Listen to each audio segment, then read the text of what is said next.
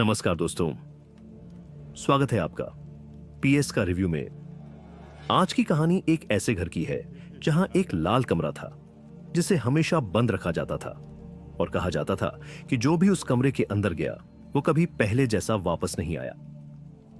यह कहानी है विकास की, जो अपने परिवार के साथ गांव में रहता था, जहां उसके दादा दादी, चाचा चाची सब साथ रहते थे। लेकिन घर का एक हिस्सा ऐसा था जहां जाने की सख्त मनाही थी। वो था ऊपर का लाल कमरा।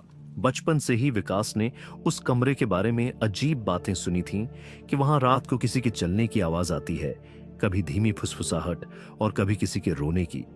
एक दिन उसका बड़ा भाई अर्जुन अचानक बीमार पड़ गया और उसकी हालत दिन ब दिन खराब होने लगी।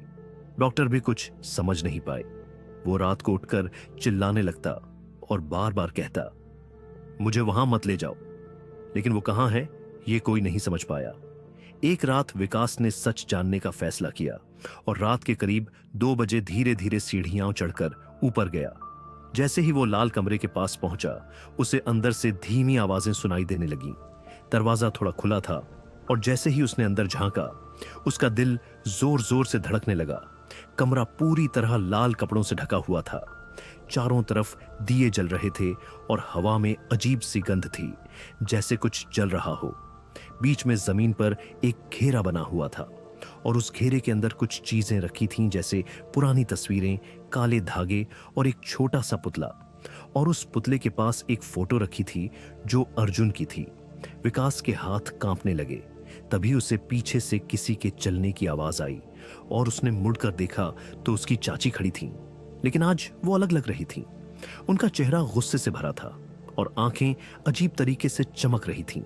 वो धीरे धीरे उसकी तरफ बढ़ते हुए बोली, कुछ बातें जितनी दूर रहें उतना अच्छा है। अचानक कमरे के अंदर के सभी दिए तेजी से जलने लगे और हवा तेज हो गई। विकास डर के मारे वहां से भाग गया। अगले दिन अर्जुन की हालत और खराब हो गई और उसके शरीर पर अजीब निशान बनने लगे, जैसे किसी ने उसे पकड़ रखा हो। विकास ने सब कुछ अपने पापा को बताया।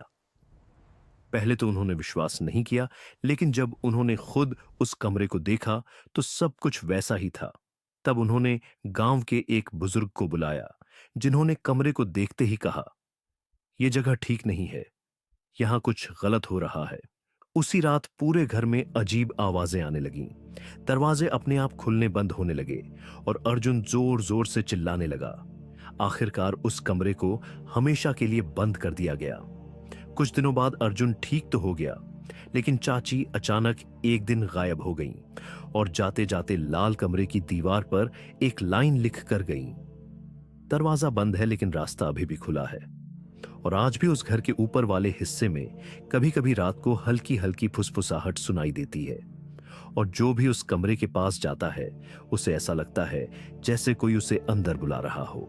तो दोस्तों, अगर आपको ये कहानी पसंद आई हो तो वीडियो को लाइक करें, चैनल पीएस का रिव्यू को सब्सक्राइब करें और बेल आइकन जरूर दबाएं ताकि ऐसी ही और भी खौफनाक कहानियां आप तक सबसे पहले पहुंचती रहें। और कमेंट करके जरूर बताना कि अगली कहानी किस टॉपिक पर चाहिए।